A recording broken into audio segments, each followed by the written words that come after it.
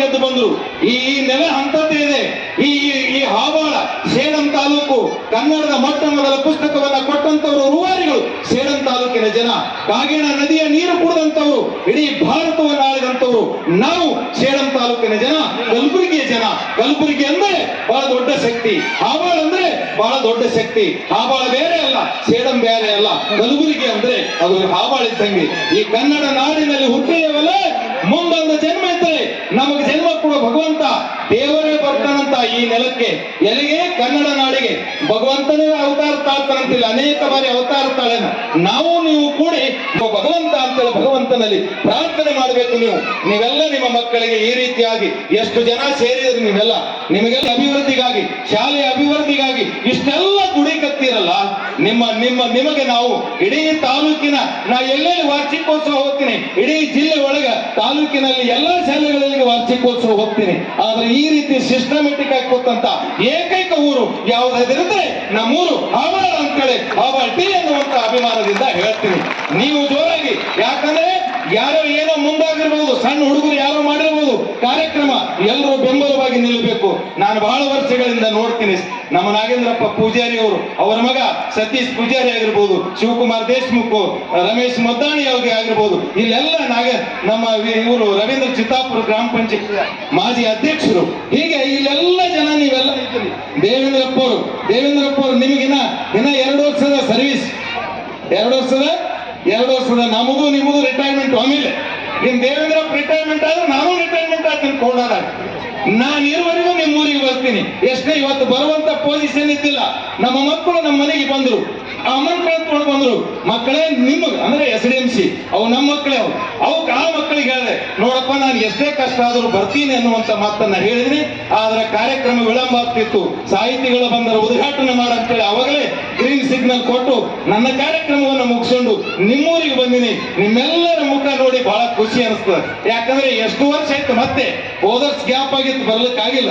ಈ ವರ್ಷ ಬಂದು ನೋಡಿ ಮತ್ತೆ ನನ್ನ ಸ್ನೇಹ, ನನ್ನ ಊರಿನ ಬಾಂಧವ್ಯ ಗಟ್ಟಿ ಮಾಡ್ಕೊಂಡಿದ್ದೀನಿ. ನನಗೆ ಒಳ್ಳೇದಾಗ್ತದಂತ. ಯಾಕಂದ್ರೆ ನಿಮ್ಮೆಲ್ಲರ ಮುಖ ನೋಡಿ ಇನ್ನಷ್ಟು ಖುಷಿ ಆಗಿದೆ. ಈ ಮಕ್ಕಳಿಗೆ ಎಷ್ಟು ನೀವು ಹೇಳ್ಬೇಕು, ಎಷ್ಟು ತಯಾರಾಗಿ ಬಂದಾರ ನೋಡ್ರಿ. ಬಹಳ ಚೆನ್ನಾಗಿ ತಯಾರಾಗಿ ಬಂದಿರಿ ಮಕ್ಕಳೇ. ನೀವೆಲ್ಲ ಚಲೋ ಆಗ್ತಿರಲ್ಲ, ಓದ್ತಿರಲ್ಲ. ಏನಾಗಬೇಕು? ಏನಾಗ್ಬೇಕು? ಮೊದಲೇ ಮಾನವನಾಗಬೇಕು, ಮನುಷ್ಯತ್ವ ಇರಬೇಕು. ಮನುಷ್ಯತ್ವನೇ ಕಲಿಸ್ಕೊಡುವ ಶಿಕ್ಷಣದ ಉದ್ದೇಶ. ಶಿಕ್ಷಣದ ಉದ್ದೇಶ ಏನು? ಇಂಜಿನಿಯರ್ ಡಾಕ್ಟರ್ ಆಗೋದಲ್ಲ.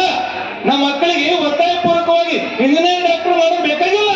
ನಮ್ಮ ಮಕ್ಕಳಿಗೆ ಏನ್ ಕಲಿಸ್ಬೇಕಂದ್ರೆ ಒಳ್ಳೆಯವನಾಗು, ಬದುಕು ಕಟ್ಟಿಕೊಳ್ಳು. ಅವ ಕೂಲಿ ಕೆಲಸನೇ ಮಾಡಲಕ್ಕ, ಇನ್ನೊಬ್ಬರು ಪಾಕೆಟ್ ಹೊಡೆದು ಮಾಡಬಾರ್ದು. ದುಶ್ಚಟಗಳಿಗೆ ಬಲಿಯಾಗಬಾರದು. ನಮ್ಮ ಮಕ್ಕಳು ಕುಟುಂಬಗಳು ಹಾಳಾಗತ್ತವ. ನಿಮ್ಮ ಕುಟುಂಬಗಳು ಉಳಿಬೇಕು. ಈಗೇನು ಹಾಳಾಗವ ನಮ್ಮ ಎಲ್ಲ ಕುಟುಂಬಗಳು. ಈ ಮುಂದಿನ ಪೀಳಿಗೆ ಮಕ್ಕಳಿಗೆ ಒಳ್ಳೆದನ್ನ ನಾವು ವಾರಸ್ದಾರು, ಅವರೇ ನಮಗೆ ವಾರಸ್ದಾರು.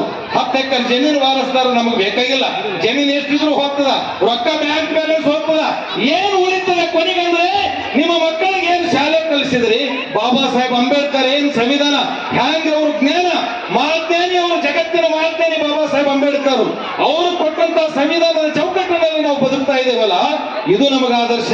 ಅದಕ್ಕೆ ನಿಮ್ಮ ಮಕ್ಕಳಿಗೆ ಜ್ಞಾನವನ್ನು ಕೊಡುವಂಥದ್ದು. ಜಗತ್ತಿನಲ್ಲಿ ಪವರ್ಫುಲ್ ಯಾವುದಂತಂದ್ರೆ ಜ್ಞಾನವನ್ನೇ ನಾವು ಮಕ್ಕಳಿಗೆ ಕಲಿಸಿಕೊಡೋಣ, ಒಳ್ಳೆಯದನ್ನೇ ಕಲಿಸಿಕೊಡೋಣ ಅನ್ನುವಂತ ಮಾತನ್ನ ಹೇಳಿ ನಿಮ್ಮೆಲ್ಲರಿಗೂ ಬಾ ಹೇಳಲ್ಲ, ಮತ್ತೆ ಕೊಡೋಣ.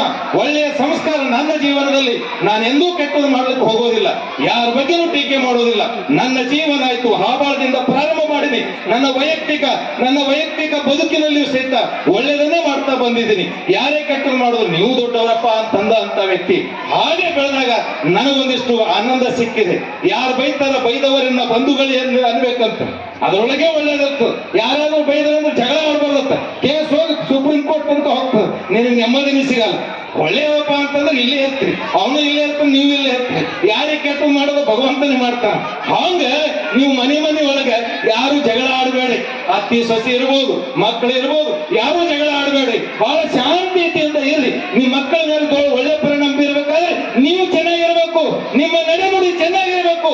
ನೀವು ಚೆನ್ನಾಗಿದ್ರೆ ಮಕ್ಕಳು ಚೆನ್ನಾಗಿರ್ತಾರೆ. ನಿಮ್ಮಂತೆ ಸೀರೆ ಅಂತೆ ಏನ್ ನೂಲಿನಂತೆ ಸೀರೆ, ಹಂಗೆ ನಿಮ್ಮ ಮಕ್ಕಳು, ನೀವ್ ಹೆಂಗಿರ್ತಾರೆ ನಿಮ್ಮ ಮಕ್ಕಳು ಹಂಗಿರ್ತಾರ ಅನ್ನುವಂತ ಮಾತನ್ನು ಹೇಳಿ ಹೇಳಲ್ಲ. ಬಾಯಲ್ಲ ನಾನು ಶರಣು ಶರಣಾರ್ಥಿ ಅಂತ ಹೇಳ್ತೀನಿ. ನೀವೆಲ್ಲರೂ ಶರಣು ಶರಣಾರ್ಥಿ ಅನ್ಬೇಕು. ನೀವೆಲ್ರಿಗೂ ಶರಣು ನೆನಪೋಗಿದ್ದಾನೆ. ನಿಮ್ಮೆಲ್ರಿಗೂ ಶರಣಾರ್ಥಿ ಶರಣು ಶರಣಾರ್ಥಿ. ನಿಮ್ಮೆಲ್ರಿಗೂ ಶರಣು ಶರಣು ಶರಣಾರ್ಥಿ ಅಂದ್ರೆ ಪವರ್ಫುಲ್ ಜಾತ್ಯತೀತ ಪರಿಕಲ್ಪನೆ. ಅಂದ್ರೆ ಎಲ್ಲಿ ಜಾತಿ ಬರೋದಿಲ್ಲ, ಯಾವುದು ಬರಲ್ಲ. ಅಲ್ಲಿ 770 ಶರಣರು ಬರ್ತಾರ. ಎಲ್ಲ ಶರಣರು ಕುಲಕ್ಕೊಬ್ಬ ಶರಣರು ಎಲ್ಲರೂ ಬರ್ತಾರ. ಹಾಯ್ ಬಾಯ್ ಹೇಳುವಂತ ಸಂಸ್ಕೃತಿ ನಮ್ಮದಲ್ಲ. ಯಾರೇ ಸಿಕ್ಕರೆ ಹಾಯ್ ಅಂತ ಅನ್ನಬಾರ್ದು. ಏನನ್ಬೇಕು? ಶರಣು ಶರಣಾರ್ಥಿ ಅನ್ಬೇಕಾಗಿ. ಯಾಕಂದ್ರೆ ನಾನು ಮೈ ಕೊಟ್ರಂದ್ರೆ ಜೋರಾಗಿ ಇನ್ನ ಹೆಚ್ಚಿಗೆ ಮಾತ್ರ ಮಕ್ಕಳು ಕೊಂಡಿರ್ತಿರ್ತಾರೆ. ಯಾಕಂದ್ರೆ ದೇವೇಂದ್ರಪ್ಪರಿಗೆ ಸಿಗ್ನಲ್ ಕೊಡ್ಕೊಂತ ಇರ್ತಾರ. ದೇವೇಂದ್ರಪ್ಪರ್ ಅಂದ್ರೆ ಪಾಪ ಅವ್ರಿಗೆ ಏನು ಪರೇಶಾನ.